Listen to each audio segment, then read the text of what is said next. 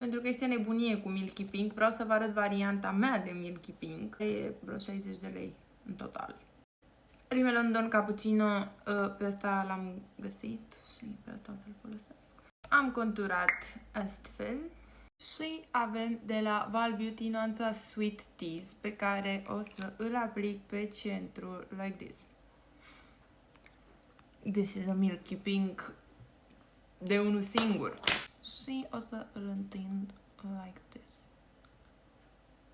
Și în funcție de cât de intens vrem să fie, mai punem puțin.